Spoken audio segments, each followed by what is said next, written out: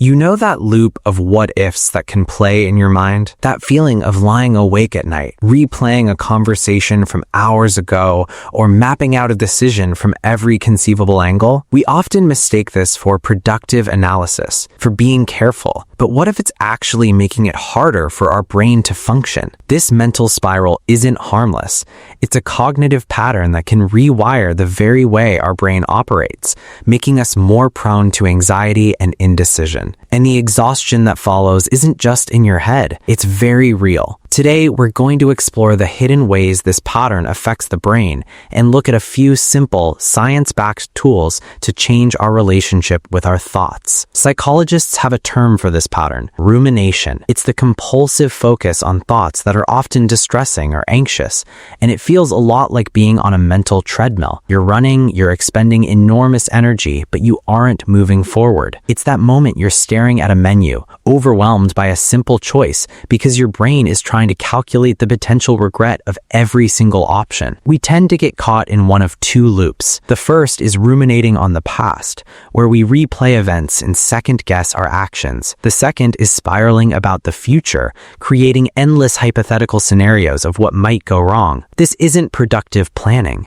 Neurologists call it analysis paralysis, and it leaves the nervous system in a constant, heightened state of alert. Here's the part that often goes unmentioned. This mental treadmill can physically change the brain over time. Each time we get stuck in a negative thought loop, our body releases cortisol, the stress hormone. In a genuine crisis, this is useful, but when it's chronically elevated, it creates a toxic internal environment that can damage and wear down brain cells. This process can actually affect the structure of the brain, particularly the prefrontal cortex, the very region responsible for executive functions like decision-making, problem-solving, and emotional regulation. At the same time, this cycle can deplete the brain supply of key neurotransmitters. It lowers serotonin, the chemical that helps stabilize our mood, which is why chronic rumination is so closely linked to both anxiety and depression. It also disrupts dopamine, the molecule of motivation, which can make it harder to feel pleasure or find the drive to take action. There's a saying in neuroscience: neurons that fire together wire together. Each time you ruminate, you deepen those neural pathways. The brain becomes more efficient at worrying,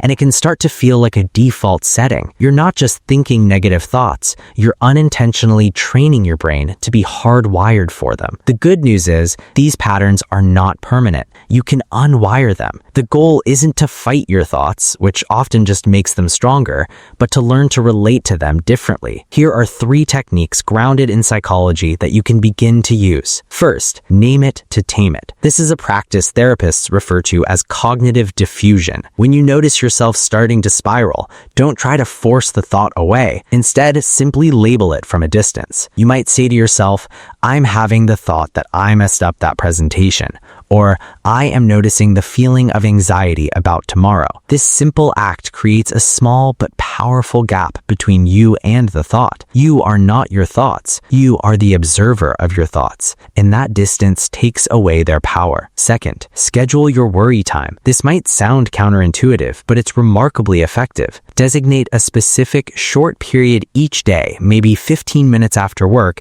as your dedicated time to think about these things. If an anxious thought appears outside of that window, gently tell yourself, "I can't address this now, but I will at 6 p.m. This practice contains the habit, teaching your brain that overthinking doesn't get to run your entire day. Third, take one small action. Overthinking thrives in the space of indecision and inaction. Perhaps the most powerful way to break the loop is to shift from thinking to doing. You don't need to solve the entire problem at once. Just identify the smallest possible step you can take. If you're worried about a large project, send one email. If you're overthinking a difficult conversation, write down one single point you want to remember. Action redirects that mental energy into something productive and proves to your brain that you are in control, not your worries. Overthinking isn't a personality trait. It's a mental habit.